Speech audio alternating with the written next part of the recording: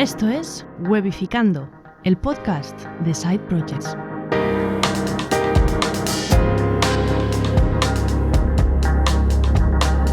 Hola, buenas, bienvenidas y bienvenidos a Webificando, el podcast de Side Projects. Mira, hoy tenemos un invitado, Robert. Hoy tenemos un invitado de esos que saben un montón.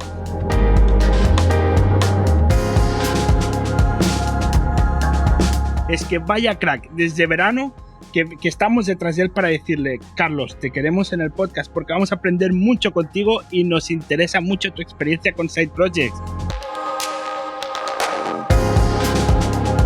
Porque es que son muy buenos, Robert, muy buenos. De esos de envidia sana, envidia sana. ¿A que sí?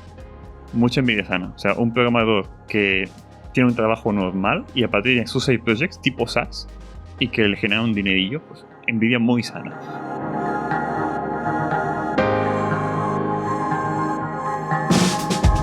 Sí, le generan dinero y veremos a ver si quizás no nos puede decir números, pero a ver si es break-even, si no, cosas así. Intentaremos sacarle a ver si nos puede dar algún detallito de estos. Y él es el creador de Podstatus y otros proyectos, pero es que Podstatus es el mejor ranking de podcast de todo el mundo, el mejor SaaS de rankings de podcast de todo el mundo, y el creador es Carlos Tenor. Hola Carlos, ¿qué tal? ¿Cómo estás? Pues muy bien, muchísimas gracias por la invitación. Yo también tenía muchas ganas, pero bueno, este verano ha sido un poquito movidito. Nosotros estamos viéndonos por cámara ahora mismo. Yo le enseño el motivo por el que este verano ha sido un poco especial, y es que me casé este verano. Así que la preparación de la boda, después la posboda, la luna de miel y todo eso, pues he estado de arriba para abajo. Y yo pensé, bueno, ya una vez que esté asentado en octubre, porque en septiembre ya empezaba a trabajar, tendría un montón de cosas que hacer, pues ya puedo quedar con ellos tranquilamente y bueno, aquí estamos. Y muy agradecidos que estamos, y enhorabuena, Carlos. Muchas gracias. Muchas pero sí. Y una pregunta para el tema de la boda y del viaje de bodas. Al final, ¿cómo fue con lo de llevar el portátil y el trabajo a cuestas? Pues mira, el viaje de boda al final fue una auténtica locura, que básicamente no hubo viaje de boda. Se cancelaron dos planes, pasaron muchas cosas en medio.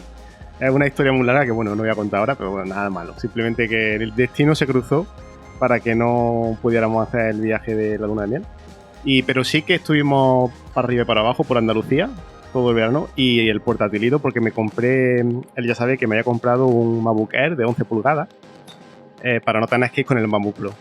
Podría ir con, bueno, mi idea principal era ir con el iPad.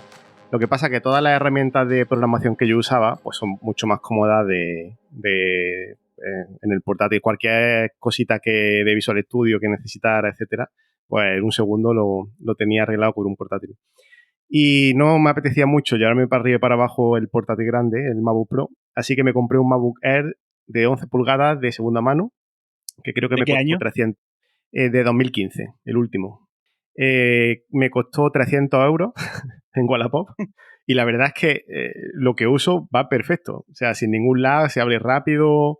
El Sourcery, que es lo que yo uso para llevar el tema de los repositorios, va genial.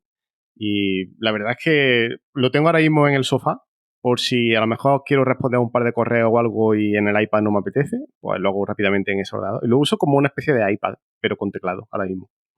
Así que bien, para cuando me vaya de viaje lo que voy a llevar segurísimo. Qué bueno, qué bueno. Yo voy con mi Asus. Ay, de hecho, un amigo mío me comentó, mira, me voy a ir de vacaciones.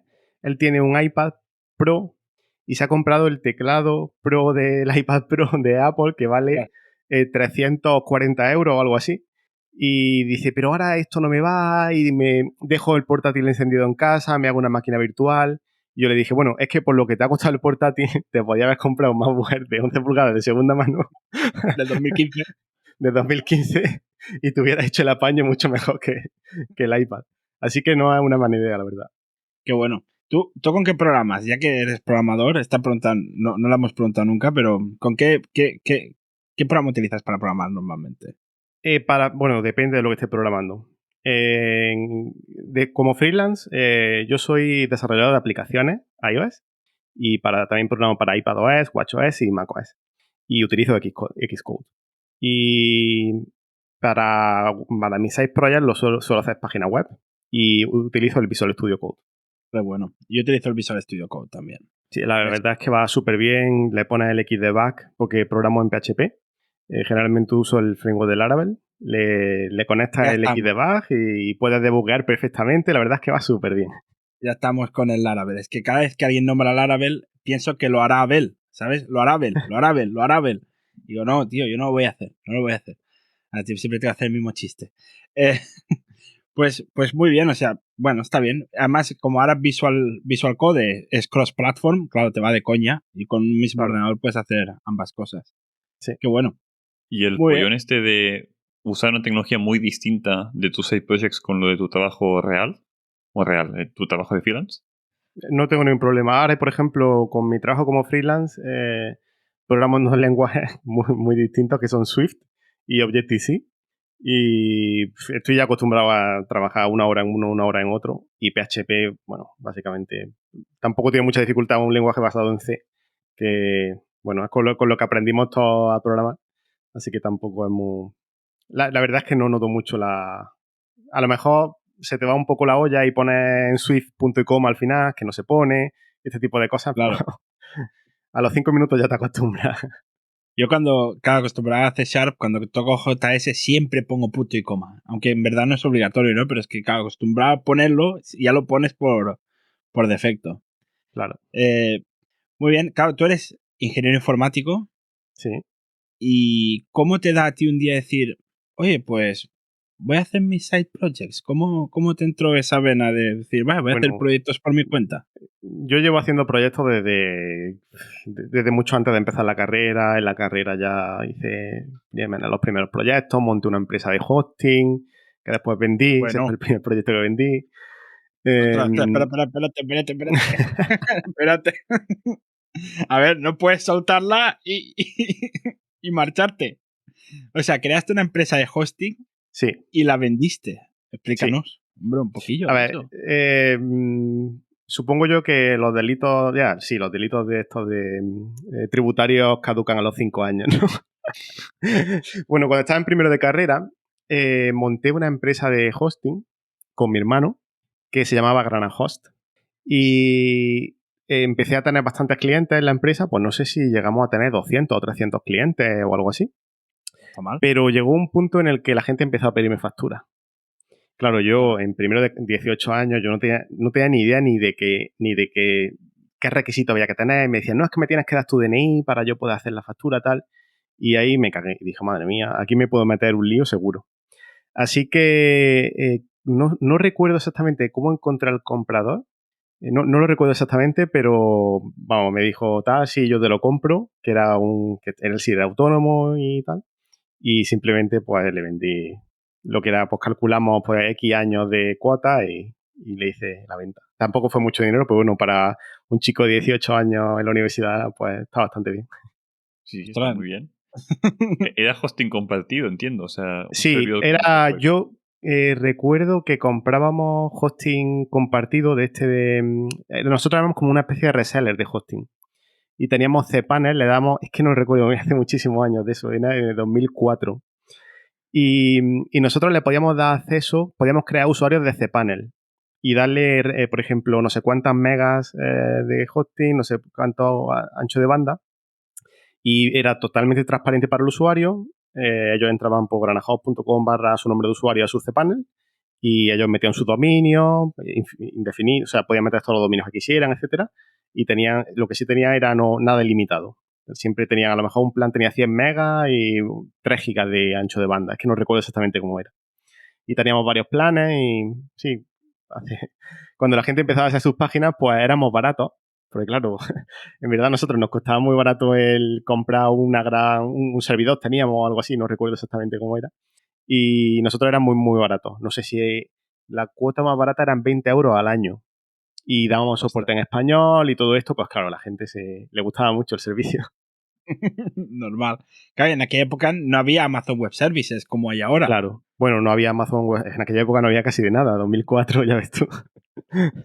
Sí, ostras, qué fuerte, qué cracks. Hace 17 años. Pero ese seguro que no fue el primero que monté, es que no recuerdo ahora mismo, pero yo páginas guay proyectos he montado desde pequeño, seguro. vamos. Entiendo que en vez de empezar con algo de hosting, empezaste con algo de web, aunque no te acuerdes de qué. Pero lo normal es empezar con proyectos web, no con servidores hosting. Sí, no recuerdo exactamente. Yo, la primera web que hice sí me acuerdo para qué fue.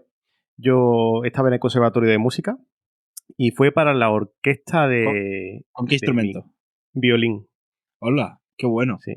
Llegué a tercero de grado medio, creo recordar, sí. Y la primera web que hice, pues la haría, no sé si tendría unos 12 años, 13 años o algo así. Y fue era la típica de GeoCities, que era poner 4 fotos de la orquesta y ya está. Mientras tú y yo, a los 12, 13 años, Robert, estábamos jugando a los Pokémon, aquí Carlos ya está haciendo páginas web. Sí, es que la suerte que tuve de tener en casa ordenador un Pentium con conexión con su modem, con conexión a internet y todo esto. Que, bueno, tuve ahí suerte de que de pequeño siempre había conexión en mi casa, sí. Qué bueno. Entonces, bueno, primero de carrera ya hiciste esto, luego vinieron más cosas, ¿no? Supongo. Dijiste, oye, pues, bueno. Sí, viene un montón más de proyectos. Algunos son nombrables y otros no, lógicamente. En primero de carrera hice un proyecto que todavía funciona, que me reservo el nombre, todavía no... La gente no lo asocia con mi nombre, que es como una copia de Fotolog, porque en aquel momento lo que estaba de moda era el Fotolog, era lo que estaba de moda. O sea, no había Instagram, no había nada de esto. Y bueno, hubo otra página web hice también una página web para crear WordPress, para que la gente pudiera crear sus páginas de WordPress antes de que saliera el WordPress multiusuario. No recuerdo si programé algo, utilizaba algún plugin o de alguna manera lo hacía. Y bueno, pues posteriormente la verdad es que no... O sea, no tengo ahora en la cabeza todos los proyectos que he ido haciendo. Lo que sí me acuerdo, bueno, el de antes de Podestatus era un proyecto que se llamaba My Apps Reviews, creo que era, porque yo en el 2012 empecé a trabajar como programador de iOS y siempre quería ver las reseñas que tenían mis aplicaciones. Así que me hice un pequeño programita que lo que hacía era coger las reseñas de los distintos países y me llegaba a mí un correíto diariamente con las reseñas nuevas de las aplicaciones. Un scraper que está bien. O sea, era el inicio de Potestatus al final también. Sí, tal cual. Pero era solo de tu aplicación. Era de mi aplicación. Pensé, anda, esto lo puedo vender para que gente que tenga aplicaciones pues le den sus reseñas. Y que me puse a buscar un poquito cómo estaba el mercado y había un montonazo de aplicaciones de SaaS que hacen exactamente eso. Está AppFigures, está App Annie, está, bueno, esas son las dos más grandes, pero hay un montón. Y me di cuenta de que la store de aplicaciones es similar a la store de podcast. Y me puse a buscar a ver qué había. Y ahí ya sí que no había nada. Y dije, uy, pues aquí a lo mejor tenemos algo. Había una página web que se llamaba My Podcast Reviews, que te da, y que sigue existiendo, y que te da las reseñas, pero no te da los rankings. Y yo también incluí los rankings. Y así que ese fue el germen de Podestatus. O sea, un reciclaje de otro proyecto antiguo. Sí, de otro proyecto antiguo que no tenía que ver con el podcasting, pero le vi salida por ese lado. Entonces, a ver, muy bien. Tengo dos preguntas, ¿vale? Entonces, las voy a decir las dos por si luego me olvido que uno de los dos me recuerde, ¿vale? Vale. La primera es, ¿cómo pensaste en el podcasting? Y dijiste, o sea, ¿cómo? Porque claro, tú te diste cuenta, pero ¿cómo llegaste a pensarlo? Y la segunda es, ¿en qué momento viste la montaña y decir, vale, una cosa es una aplicación tuya y otra cosa es scrapear todos los podcasts que hay en Apple Podcast? Entonces, la primera, y luego así no se me olvida la segunda. Vale, la primera es muy sencilla. A mí me encanta leer las documentaciones de las cosas. Cuando yo programo algo, muchos programadores no lo hacen, pero a mí me gusta. Como yo. Voy a la documentación o a la página web donde están las referencias oficiales y me gusta más o menos leerme por encima todo para saber lo que tengo. Y cuando yo estaba leyendo la documentación para ver cómo hacer el tema de coger las reviews para aplicaciones, también nombraban de música y también nombraban podcast. O sea, tú ya ahí veías que utilizaban las mismas APIs y todo. Simplemente cambiando unos parámetros podía modificar y coger de un sitio y otro. Y ahí fue donde... También, y libros también, por ejemplo. O sea, ahí para varias cosas. Y claro, te pone a pensar en qué conviene montarlo ahora mismo. Pues el mundo del podcasting está subiendo como la espuma. Pues era el momento exacto. Porque esto fue en el 2020, 2019. Eso fue en probablemente 2019, sí. Creo que fue 2019 que monté el proyecto, pero el proyecto no le dije a nadie que lo monté, o sea, estaba calladito, simplemente viendo que funcionaba, tal, y hasta 2020, digamos, no hice el lanzamiento. Vale. ¿Qué decías, Robert? No, esto de cuándo se publicó o cuándo se tuvo la idea, porque esto de que el podcasting, el año del podcasting, hace años que es el año del podcasting y nunca fue el año del podcasting. Ya pasé más o menos las fechas. Y una pregunta también relacionada con esto era, o sea, yo pensaba que tú escuchas muchos podcasts y dijiste, pues mira, pues para los podcasts. Y veo que no, que fue un... No, pero también se da la casualidad de yo que escucho muchos podcasts. Desde siempre. Yo tengo bueno, sí, lo tengo todavía, el iPod, el Classic, el grande, y desde hace un montón de años escucho podcast. O sea, antes de ser los iPhone y todo eso, ya con el iPod Classic, ya cuando Apple sacó los podcasts, yo estaba ahí siempre con mis podcasts en inglés y escuchaba algunos podcasts de Mac, que era lo que había en la época. Creo que se llamaba Puro Mac, aquel podcast antiguo de Mac que había de los primeros que había en iTunes. Y así que el mundo de podcast siempre me ha gustado. Y claro, se alinea todo y al final... Claro. Y la otra pregunta que me hacía de, sí, claro, de todos los... De scrapear todos los datos que hay. Claro, leer la API para un podcast, bueno, más o menos es sencillo, ¿no? Pero claro, ir scrapeando todos los podcasts, todos los rankings... El tema es que soy muy friki. Eso es lo que pasa. Soy muy friki. Y siempre, a mí siempre me ha gustado tener cosas funcionando solas.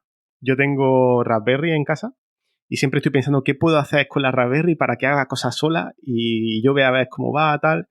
Estando en la universidad, por ejemplo, me dio por scrapear páginas web. Y lo que hacía era scrapear páginas web y tenía como millones de dominios. Porque sí, simplemente yo decía, bueno, con estos datos haré algo en el futuro, que después nunca hice nada. Pero bueno, me dio por scrapear páginas web. Pues un proyecto chulo es coger una Raspberry y empezar a scrapear podcast a ver cuánto hay, a ver cuánto tal. Y después eso, lógicamente, no funciona con mi Raspberry, pero inicialmente empezó todo funcionando con mi Raspberry. O sea, ¿la primera versión de Podstatus empezó con una Raspberry? Claro, sí, sí. La versión 0... Hostia. Empezó con una Raspberry para ver yo si... cómo de fiable era utilizar la API, si en algún momento me cortaba el grifo Apple, porque yo cojo de su API oficial, etcétera. Y sí, empezó así, vamos. Aquí Alfredo nos dice que la Raspberry es el comienzo de grandes cosas. Pues sí, sí. Una de ellas, Podstatus, muy grande. Entonces, claro, a ver, pero, o sea, ¿cómo manejas tantos? O sea, no quiero que entres en detalle, pero es que para mí es una locura porque tú cada día actualizas los datos. Sí, cada hora. Y además de podcasts que no están en Podstatus. O sea, que no es que digas, bueno, tengo 100 usuarios, pues tengo que scrapear 100 podcasts. No, no. O sea, yo ahora voy. Yo ahora pago los 5 euros para poner Wodificando y veo el ranking de hace un mes, seguramente. Sí, sí, claro. De hace un año ve el ranking, sí. O sea, yo ahora pago 5 euros y veo el ranking de hace un año. Pero esto es una locura. Sí, bueno, pues es muy bonito de explicar. Pues básicamente tienes muchas máquinas en paralelo que recogen muchísimos datos por hora, cada máquina. Y hay una base de datos grandecita que va ingiriendo todos los datos y después desde otro sitio pues se recogen esos datos, ya se ordenan y se ponen visibles para que la gente lo pueda ver. Pero básicamente ahora mismo... Lo explicas muy simple, pero es chungo de cojones. O sea, que no ahora se mismo tendré yo no sé si unas 15 máquinas, 14 máquinas o algo así activas, que están ahora mismo, mientras estamos hablando, están cogiendo millones y millones de datos. Y no son para la web, o sea, son para coger datos, no es para que la web funcione. La web funciona con un servidor. El resto son todo workers, son trabajadores que están ahí trabajando todo el rato. No están conectados, o sea, yo no me puedo conectar a ellos directamente, digamos. No tengo abierto ni puertos SSH ni nada, porque utilizo Amazon Beanstalk. Entonces, digamos que eso no tienen acceso a Internet solamente para recoger datos. Nadie puede acceder a ellos, simplemente recogen datos. IP seguro. O sea, no hay nada más seguro que esto. Efectivamente. Es fuerte. Y Carlos, a ver, 15 máquinas más el servidor de la web. Eso vale dinero. Sí, claro. Y en Amazon más. En Amazon más. Y claro, yo he preguntado. Bueno, primera pregunta. ¿Estás en break-even? O sea, sí, ¿te sale? Sí. O sea, de momento no te sale a pagar. No. Al principio sí. Esto, claro, al principio siempre sale a pagar. Porque Claro, mientras coge los primeros usuarios, pues largo, ¿eh? O sea, digamos que es que no recuerdo, creo que fue en 2019, no recuerdo, pero a lo mejor estuve 8 o 10 meses pagando, digamos, de mi bolsillo los servidores. Y bueno, pues tú dices, bueno, esto puede funcionar, tal. Ahora también hay más servidores que antes, ¿vale? Porque ahora, pues al principio no recogía los datos cada hora y ahora los recojo cada hora. En verdad no haría falta estrictamente recogerlos cada hora. Pero si yo quiero decir que tengo los mejores datos, tengo que recogerlos cada hora. Apple aproximadamente varía el ranking unas 3 veces al día, 2-3 veces al día. O sea, en teoría, si yo cogiera cada 3-4 horas los datos, pues tampoco estaría mal. Pero bueno, y si un día hace un cambio de una hora para otra, yo quiero saber qué máximo he tenido en ese momento para que el podcaster lo sepa. Así que, aunque sea un poco repetitivo los datos, pero sí que lo recojo cada hora. Eso al principio no lo hacía, ahora sí lo hago. Y bueno, al principio es un desierto, que no entra gente, la gente no lo conoce, tal, hasta que llega un día en el que se juntan muchas cosas y empieza la página a crecer poco a poco y ya cuando empieza ya el boca a boca ya es bastante imparable el tema. Por ejemplo, por ponerte un ejemplo que miraba el otro día, una cosa curiosa que ha pasado es que se ve que hace unos meses entró a Podestatus un podcaster que tiene un podcast sobre whisky. No sé si sabéis que sobre whisky hay muchos podcasts, ¿vale? A la gente le gusta mucho el whisky y sobre whisky hay muchos podcasts. Pues se ve que este podcast que es medio importante de whisky se puso en Podestatus y de vez en cuando pues lee la reseña o dice el ranking en el que está y a lo mejor ha nombrado alguna vez a Podestatus. Pues la gente que escucha ese podcast es gente que le gusta el whisky y gente que tiene podcast sobre whisky. ¡Ostras! Pues ahora, cada 3 o 4 días entra un podcast nuevo a Podestatus que tiene un podcast sobre whisky. Y eso es el poder del boca a boca, que ha entrado un gremio de podcasters y entre ellos quiero ver si tengo más ranking que este otro del ranking de Claro, la competencia, ¿no? Claro, si hostia, mi competencia lo ha mirado, pues yo también quiero mirarlo, ¿no? Claro, así que al final pues tengo un pequeño nicho metido dentro de Podestatus que es podcast sobre whisky. No sabía yo que había un ejemplo este tipo de nicho en podcast. O sea, no sabía yo que de tema de bebidas alcohólicas hubiese un nicho de podcasting. Sí, bueno, y sobre whisky, claro, porque los whisky hay mucha historia sobre el whisky, sobre qué tipo de whisky hay, muchos productores de japonés, irlandés, americano, no sé qué. Y hay mucha gente que es muy aficionada al whisky y hay mucho que hablar sobre ese tema, parece ser. Y hostia, la de podcast que estás descubriendo también viendo a la gente que se registra. No te puedes hacer una idea. No sé si vosotros conocéis Sin Oficina, de Bosco Soler. Sí. Y Bosco un día me preguntaba cómo había conocido Sin Oficina. Y le dije, pues he conocido Sin Oficina porque un usuario de Podestatus me llegaron unos logs de error al recoger una reseña. Y era porque había unos caracteres extraños en una reseña. Y dio la casualidad de que la reseña esa era del podcast Sin Oficina de Bosco. Ostras. Claro, yo mientras lo arreglaba tal, vi el podcast que era y dije, anda, mira, pues tiene buena pinta, me interesa. Y me puse el podcast en mi podcatcher. Y escuché unos cuantos capítulos, me moló la iniciativa y eso, y me hice miembro de Sin Oficina. Y me preguntaba que cómo había hecho miembro de Sin Oficina, y yo dije, porque un podcaster que no eres tú, que es alguien de tu competencia, entró en Podestatus, te sigue a ti también, hubo un error en tu reseña, y a partir de ahí conocí tu podcast. Qué fuerte. Bueno, aquí a la audiencia que nos está escuchando en el podcast, poned reviews en Apple Podcast con caracteres raros y así cuando nos espíen, quizás habrá un Carlos Tenor que nos descubra. Ya está arreglado ese problema, ya está arreglado. El problema, lo que pasaba, era que los podcasts se recogen con una API que no es JSON, es XML. Vale. Utilizan XML. Y el valor de la reseña lo mete dentro de una cosa que se llama CData, ¿vale? Y tiene como unos caracteres de inicio y de final. No será SOAP. Sí, es SOAP, básicamente, sí. Que eso es, vale. Vamos, si podéis evitarlo a toda costa. Tenemos un episodio número no sé qué, creo que es 35 o tal, que hablamos de APIs con Alfredo y hablamos un poco de SOAP. Y sí, ya decimos que lo evitamos. Sí, si podéis evitarlo, evitadlo a toda costa. Y era básicamente que alguien había escrito como... Había pegado puñetazos sobre el teclado y habían aparecido los caracteres de cierre del SOAP o algo así. Y claro, pues ya me rompía, digamos, toda la página. Y ya eso lo arreglé, bueno, hice ahí unas cosillas y ya no debería pasar más. Claro, si alguien hace una review con el menor que exclamación... Tal cual. Más de una página se rompe, sí. Bueno, ya tengo hobby para esta tarde. Voy a poner no reviews de podcast, pero en otros sitios a ver qué pasa. Mala gente que eres. Es broma. Entonces, claro, ¿cómo fueron? A mí me interesa cómo fueron esos inicios de que, bueno, no entra nadie o entra gente a cuentagotas, entran las 3 Fs y luego ha entrado todas las 3 Fs y luego, claro, viene el desierto. Sí. ¿Cómo fue? Bueno, de hecho, conmigo fue un poco... Porque yo recuerdo que hice el software y lo lancé en Product Hunt. No era de pago, era gratuito, todo abierto, ¿vale? Y ahí entraron como 300 usuarios. Bueno. Era gratuito y entraron 300 personas. Pues Product Hunt hay bastantes podcasters y entraron bastantes. Bueno saberlo.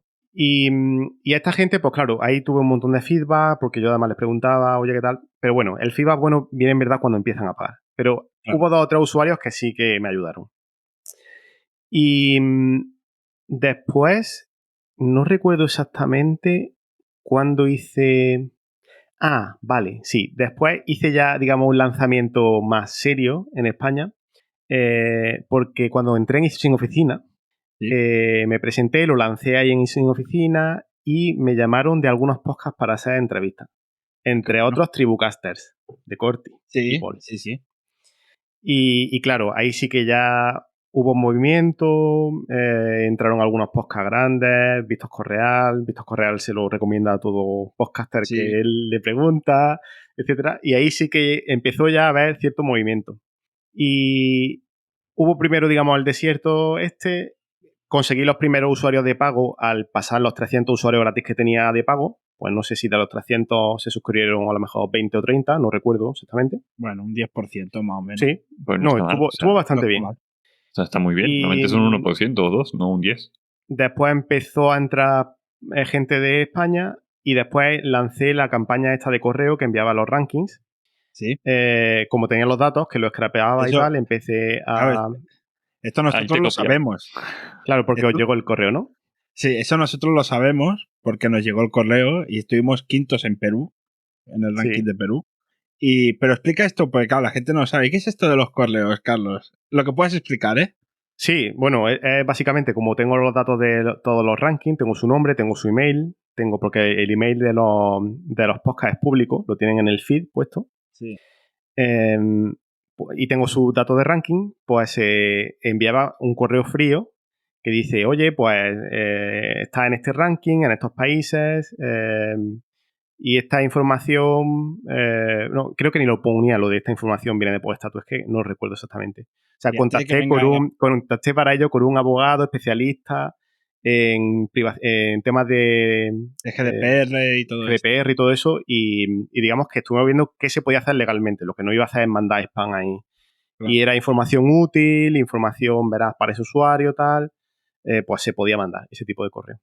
Y lo que no se puede mandar a la lista masiva de correos de podcaster es, oye, tengo esta página web, entra tal, y eso está prohibidísimo, ¿vale?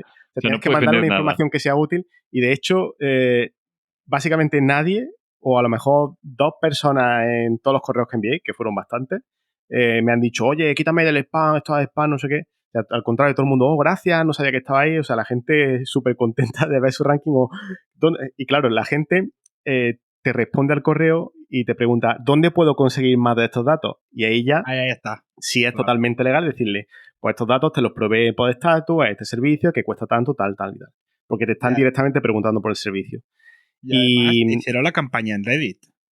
Claro, y bueno, en Reddit la gente ya pues pregunta sobre podestatus, en Twitter también tengo movimiento, en Instagram.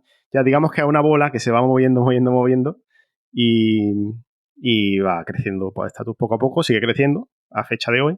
Y bueno, ahora mismo podestatus da un sueldo español, digamos. No es que sea rico con podestatus, pero podría vivir solamente de podestatus. Y funciona bastante bien, sigue creciendo. Van a entrar un montón de cosas nuevas en podestatus en el futuro y a seguir haciendo crecer, claro. Yo ya estoy pensando en otros proyectos, por supuesto, porque la gente que somos como yo, aunque vaya súper bien esto, porque la gente me dice, no, pero ¿cómo vas a hacer otra cosa si te va súper bien? Ya, pero bueno, si te aburra un poquillo, pues hace un poquito de otra cosa, ¿no? Ya, claro. Ya volverá a esto. O cuando un día estás que dices, no tengo ganado hoy de podestatus, ya lo haré mañana y prefieres hacer otra cosa. Sí, lo entiendo. Antes de llegar al futuro, hubo un momento que tuviste ahí un de esto de con el precio, ¿qué hago? ¿Lo subo o no lo subo? Sí. Es verdad. ¿Quieres comentar algo de eso? Claro, aquí si queremos, vamos a hablar un poquito de esto porque es súper... O sea, ahí aprendí una lección súper grande. De entrada, yo lo que siempre recomendaría es probar, experimentar y digamos que tampoco es mi sustento. Cuando hablaba con Víctor Correal sobre si él debería subir o no, él decía, pero es que GuideDoc, que es su software, es sustento de no solo de mí, de otra gente. Y claro, ahí hacer experimentos es un poco más complicado. Sí. En el caso de nuestros side projects es mucho más fácil experimentar. Así que experimentar, yo decía, bueno, lo más malo que pueda pasar aquí es que vuelva al precio que tenía antes, que fue lo que pasó. Claro. Pero bueno, aquí lo que hice fue que subí el precio de la parte base de 5 euros a 7,99, ¿vale? Vale. Y también puse una cuota anual que eran 60 euros al año, que era, pues, en vez de pagar los 7,99 mensuales. Aquí vino mi gran error, que fue hacer dos cambios en uno. Fue meter la cuota anual y subir de precio a la vez. ¿Por qué? Porque por defecto, además, puse la cuota anual. Hostia. Y claro, es que eso fue un error grandísimo. Por defecto puse la cuota anual. Puse 60 euros al año, 5 euros al mes. O paga mensualmente 7,99 euros al mes. Cuando la gente bajaba y veía los precios, lo que veía era 60 euros. Claro. Y previamente veía 5 euros. Claro, 60 euros al año o 5 euros al mes. Pero la gente no mete la tarjeta por 60 euros, pero por 5 euros le da exactamente igual meter la tarjeta. Es como un precio de... Es no que no se lo piensan, sí, no brainer total. Y ahí yo creo que si hubiera hecho la subida, que lo mismo el año que viene la hago, si tengo tiempo y tal, lo mismo vuelvo a hacer la subida, pero voy a dejar solamente una cuota mensual y voy a subir la cuota mensual. Y si funciona o sigue manteniendo los mismos usuarios, entonces pruebo a meter la cuota anual de otra manera, a ver cómo funciona. También cometí otro error, que es que puse la cuota anual sin tener datos suficientes. Yo no sabía exactamente cuál era el lifetime value de los usuarios, ¿vale? Vale. O sea, yo sabía cuánto era, pero solamente digamos que podestatus llevaba creciendo 5 meses, 6 meses. Claro. Y para esto me he dado cuenta que necesitaba mínimo un año. Sí. Porque ahora el lifetime value de los usuarios es más de 60 euros. O sea, que poner la cuota de 60 euros, yo dije, para subir el lifetime value, porque en aquel momento no sé si era 45 euros o algo así. A fecha de hoy está a lo mejor a 65 euros. O sea, no me compensaría poner la cuota anual. Prefiero que pague mensualmente. O sea, esto, desarrollarlo para la gente que no sabe de qué estamos hablando. Sí, el lifetime value es cuánto un usuario que se registra te paga a ti en total durante toda la vida que es usuario tuyo. Cuando un usuario se suscribe a un servicio, el usuario entra, va pagando su cuota mensual y hay un día que se da de baja, ¿vale? Que ese día, digamos que su usuario hace churn, que se quema. Sí. El usuario se quema y se va. Conseguir bajar el churn es súper importante, es mucho más importante bajar el churn que subir el tanto por ciento de gente que entra. Y bueno, todo lo que te haya pagado en suma ese usuario es lo que le llamamos lifetime value, el valor de vida del usuario. Vale. Y siempre se buscan técnicas de que el usuario pague de entrada más de lo que en teoría te va a dar de media, ¿vale? Vale. Así que, por ejemplo, yo, si mi lifetime value es 70 euros, que no recuerdo exactamente ahora mismo cuánto es, yo podría hacer decirle al usuario, hago una oferta de Black Friday, te doy 2 años por 80 euros. Vale. Y así digamos que me sale más, me paga menos por mes, pero yo me aseguro que ese usuario me da 80 euros y no la media, que son 70. Y así consigo subir mi media de usuario. Si al final si el usuario se va, o sea, de media te duran 3 meses, pues que el precio anual sea superior a 3 meses. Que al menos sabes que la media se va a ir antes, pero tú ganas dinero porque se van. El precio que ganas es mayor, sí. Tienes que hacer la cuenta bien, que te salga cuenta, que no mete un precio más barato de lo que en realidad se quedan de normal. Claro. Después el tema de los pagos anuales también es un poco más complicado en el tema con las tarjetas.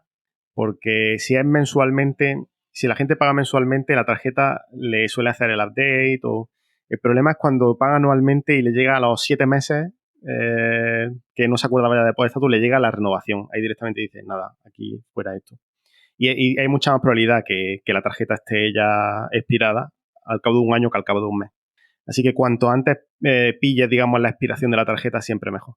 Y porque luego puede haber problemas con Stripe, por ejemplo, que si intentas cargar y no tira, luego también puedes tener comisiones por ahí que tienes que pagar, ¿no?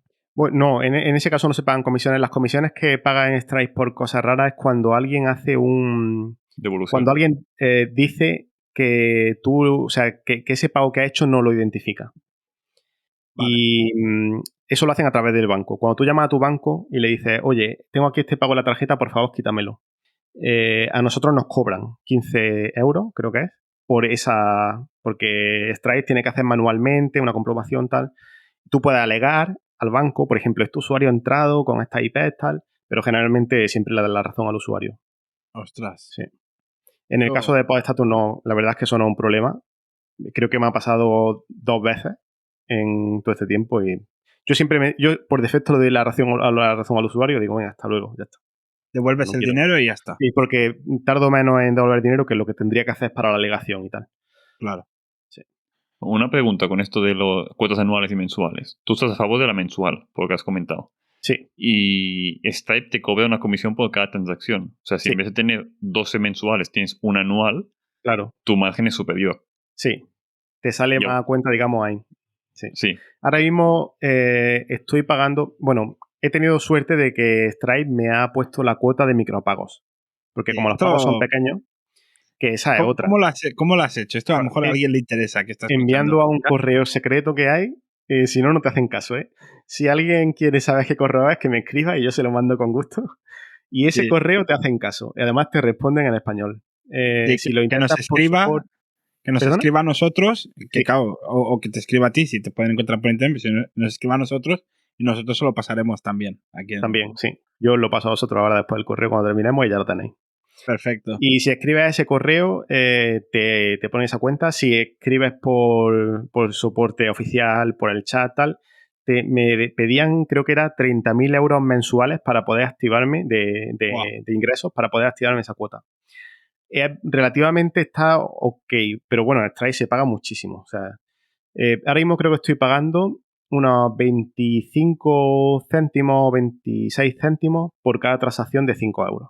Bueno, no está mal. ¿Y no hay un tanto por ciento después que se le sube? Sí, es 5 céntimos más un porcentaje de la transacción. Esa es la de micropagos. La normal creo que son 25 céntimos o 20 céntimos o algo así, más un porcentaje.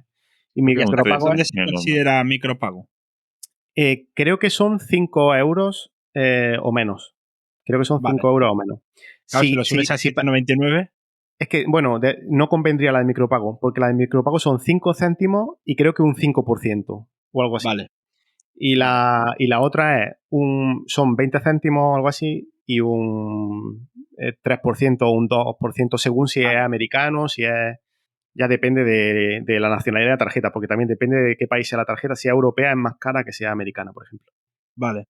Entonces, quien tenga un SaaS, algo así parecido, con micropagos de menos de 5 euros, que escriba un correo al correo que nosotros le podemos dar por privado, un correo secreto de Stripe, diciendo, oye, que yo tengo este SaaS que son micropagos y quiero tener la cuota de micropagos.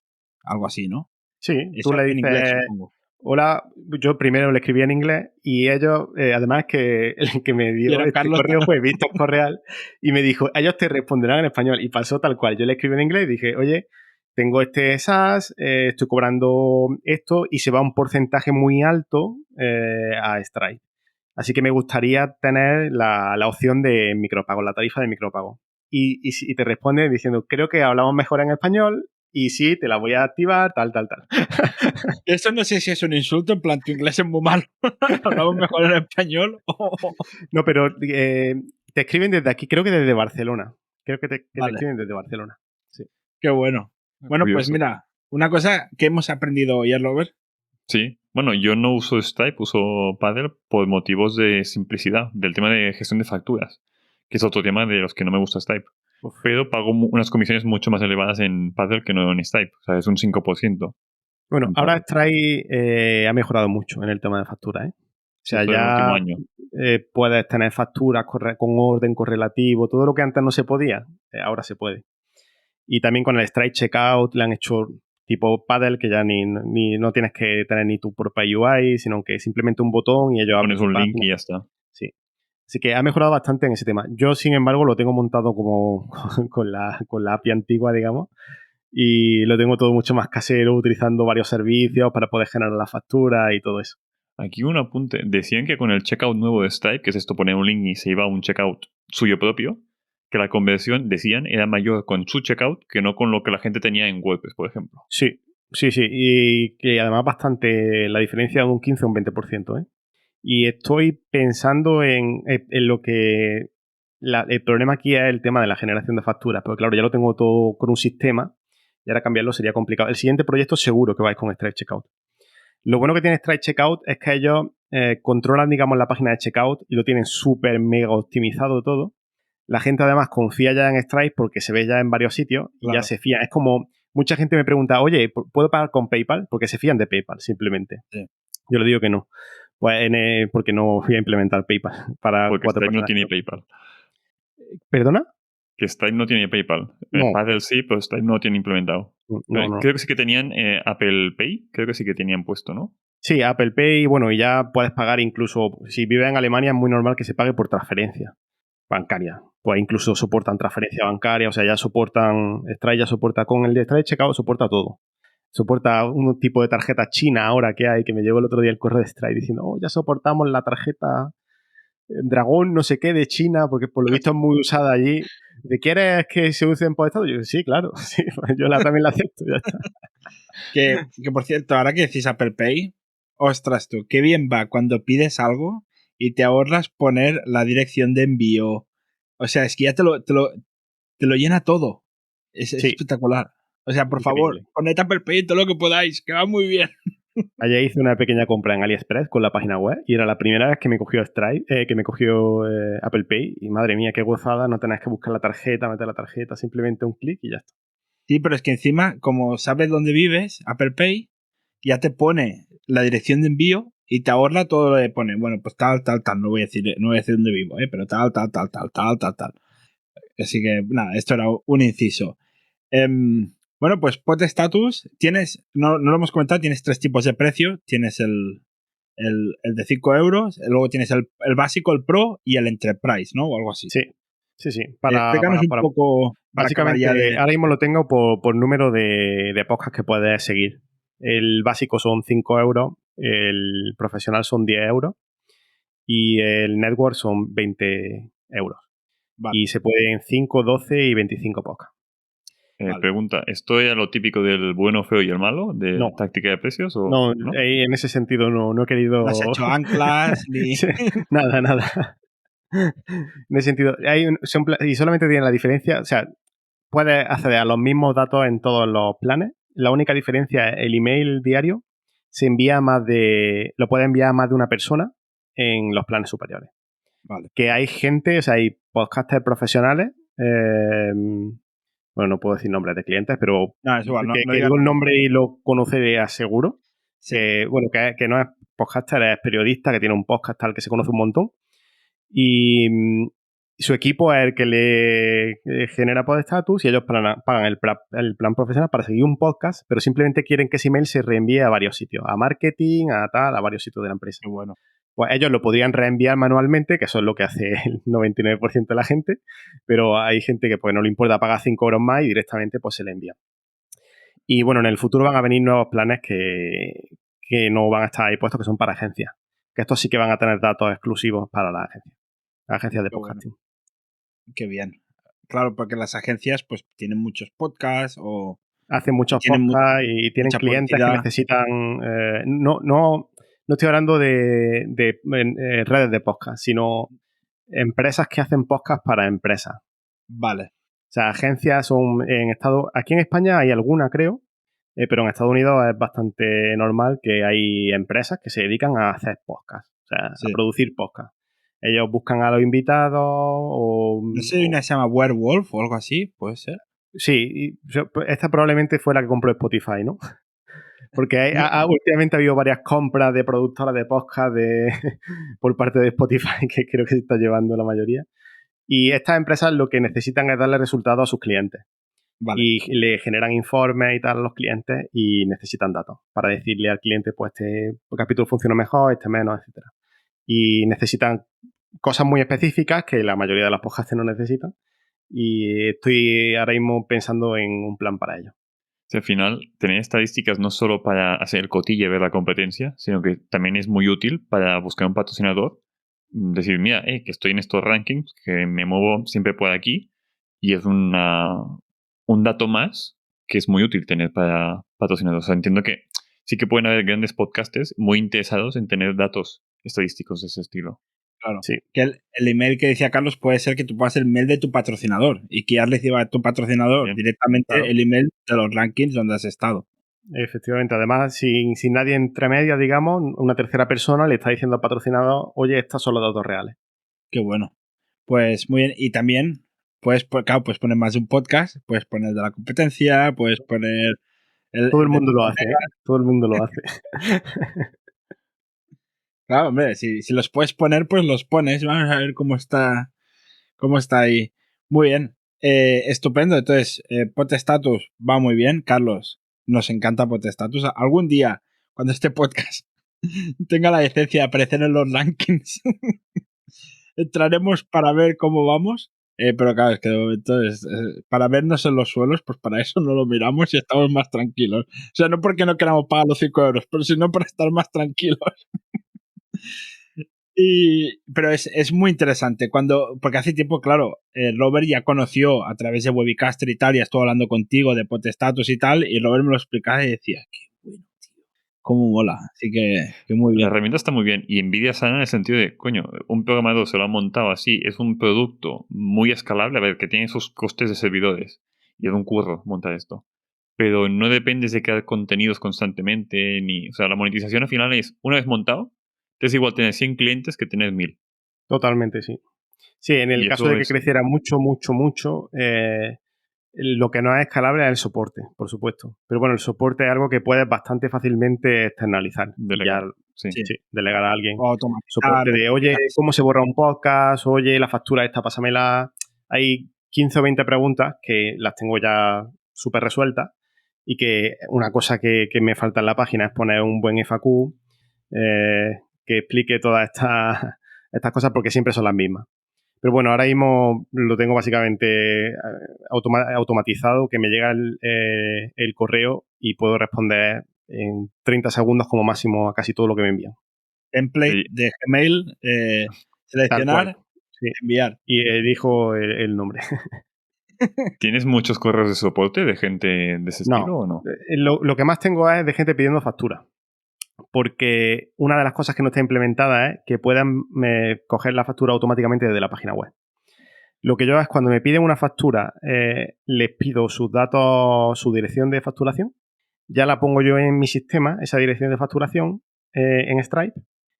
Genero las facturas que ya han pagado, no sé si decir manualmente, pero bueno, hay una pequeña cosa que manualmente meto los datos en Stripe.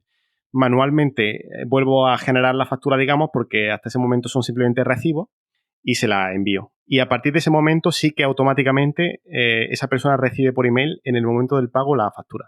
Vale. O sea, es la primera vez que tienes que... Sí, es la primera vez en la que tengo que... Hoy, por ejemplo, pues he tenido 2 correos de 2 personas pidiéndome factura. Vale. Aquí un apunte, pues te sirve lo de Stripe Checkout. Tienes un panel de control de... O sea, puedes... A ver cómo digo. Tienes un link único para el usuario y desde ahí puedes cargarse la factura de Stripe. O sea, si algún día montas en otro proyecto el Stripe Checkout, tienes un panel ya con descarga de facturas. Es que el Stripe Checkout, si empieza ahora el proyecto desde cero, te quita todo el tema de facturación, de generar la factura, de que el usuario meta los datos, etcétera. Porque es más, algunas veces es un poco más complicado de lo que parece. Porque los datos tienen que ser válidos para que yo los pueda meter en Stripe. Porque Stripe es muy listo y él sabe, por ejemplo, los códigos postales, tiene que corresponder con el estado. Si me dan el NIF o el CIF del país, tiene que ser, a lo mejor en un país hay diferentes CIF o NIF, y tienes que estar probando tal hasta que das con la tecla.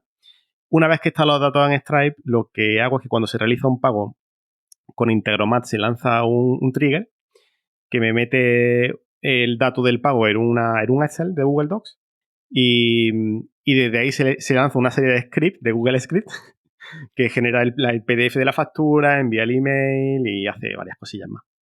Así es como yo lo tengo montado ahora mismo. Pues es un follón majo, pero bueno, lo tienes automatizado, o sea, bien, muy bien. Sí, para automatizarlo fue complicado, pero una vez que está automatizado funciona todo bastante bien, tengo que decir. Hasta que falla, está todo bastante bien. Claro, por ahora, toco madera, no me ha fallado nunca, pero vamos, el día que me dejen de aparecer facturas, pues voy a tener que a mano meter diariamente todos los pagos y madre mía, lo que se puede liar ahí. Sí, se puede liar parda. Entonces, claro, tú has dicho que tienes como unas 14 máquinas scrapeando. Todo esto, que tengas más usuarios no cambia. Nada. Es solo que hubiera muchos más. Sí, los datos siempre serán, bueno, excepto los datos de las reseñas, que eso sí los cojo dependiendo de los usuarios que tengan. Vale. No scrapeo todas las reseñas de todos los podcasts, solamente las reseñas de los podcasts que tengo en el sistema. Pues vale. Si no sería un follón. Sí, pues además sí, sería ya muchísimas datos y las reseñas además son un poco más complicadas de recoger. Pero el tema ¿de qué estaba hablando? Que se me ha ido. Es que no puedo. Estaba aquí en Twitch en directo y leo los comentarios de la gente y me voy totalmente, vamos. De tomar tanta nota. Que cuando Víctor Correal dice que los podcasts se graban sin cámara es por algo, ¿eh? Parte de razón tiene.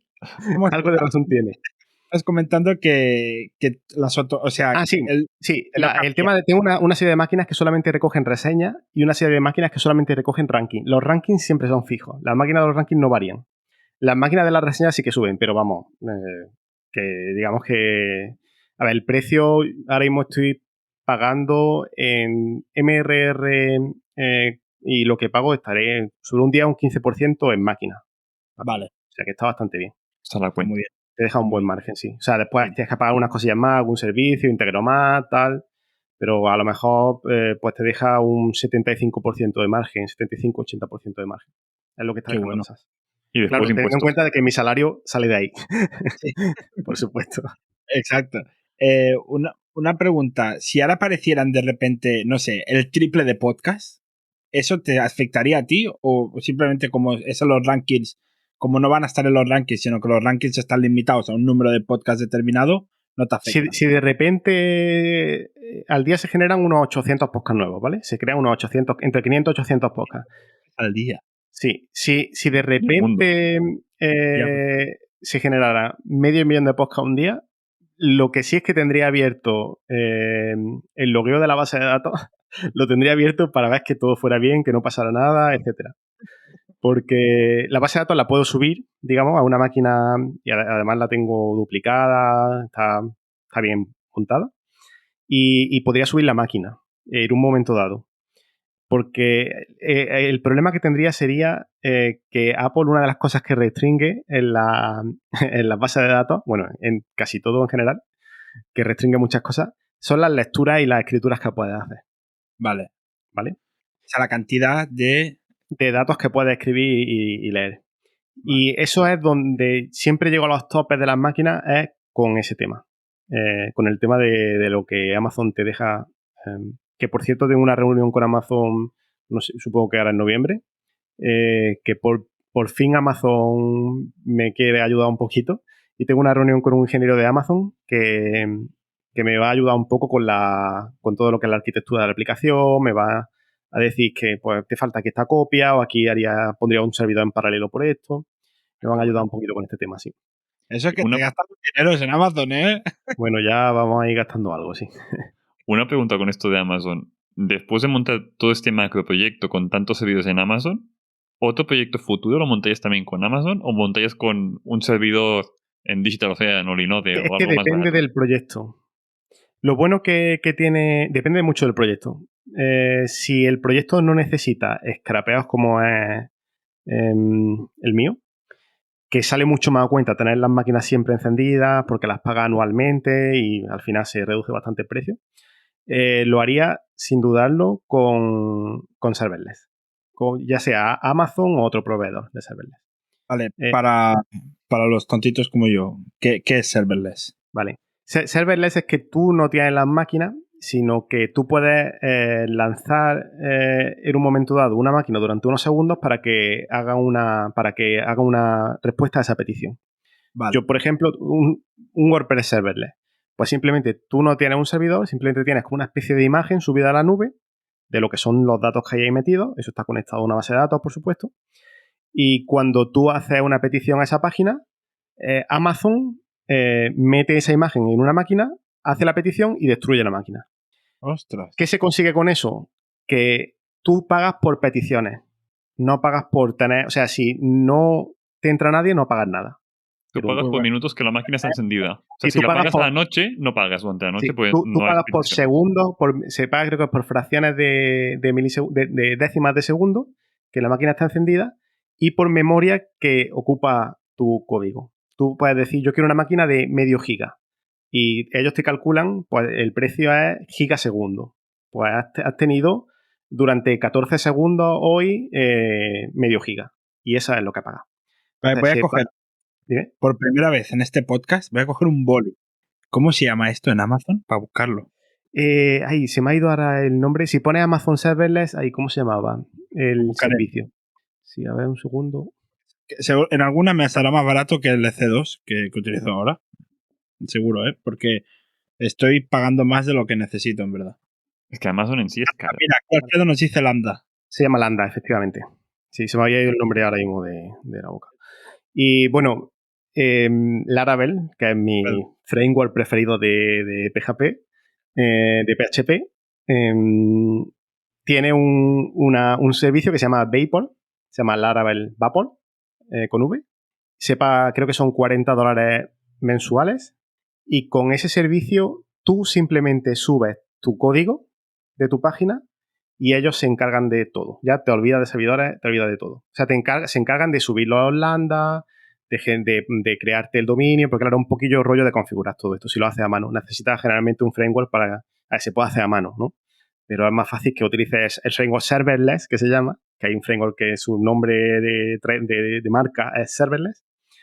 Y Vapor en este caso pues está súper bien porque es un servicio que tú ya te olvidas de todo. Tú te concentras exclusivamente en programar y el resto de los servidores se encargan ellos. Es una pasada, la verdad. Pues muchas gracias, Carlos. No te despido, Muchas gracias por este dato, Aún nos queda un rato. Yo voy a cortar aquí la primera parte del episodio, ¿vale? Yo creo que ahora necesitamos un respiro, necesitamos un descansito y vamos a hacer, que ya entraría en la segunda parte del episodio, la pregunta recurrente, que bueno, así tomamos un poco de aire, que Alfredo nos lo ha pedido, por favor, que me estoy quedando sin papel y me está doliendo la muñeca de tanto apuntar. Madre mía, lo estamos aprendiendo, Carlos. Pero esto será la semana que viene. Ey, no te vayas todavía, recuerda que tenemos grupo de Telegram, el mejor grupo de Telegram que existe, no dicho por mí, no dicho por Lover, dicho por la gente que está en el propio grupo de Telegram. Pero es que además no es el mejor grupo por mí o por Lover, es porque porque la gente es espectacular. Así que si quieres acceder al grupo de Telegram, wedificando.com/Telegram. Allí pones tu email, confirmas el correo y luego recibirás el enlace. ¿Por qué lo hacemos esto? Pues para evitar bots, para evitar spammers, etcétera, etcétera, y que siga el grupo saneado. ¿Que te da pereza? Pues que la pereza no te impida entrar al grupo de Telegram. Me envías un mensaje por privado en Twitter o donde quieras y yo te paso el link, que no hay problema alguno. Así que nos vemos en el Telegram. Y hasta la semana que viene, que tienes la parte 2. No te olvides, si no puedes aguantar, el Tito Abel tiene la solución. En YouTube lo tienes entero.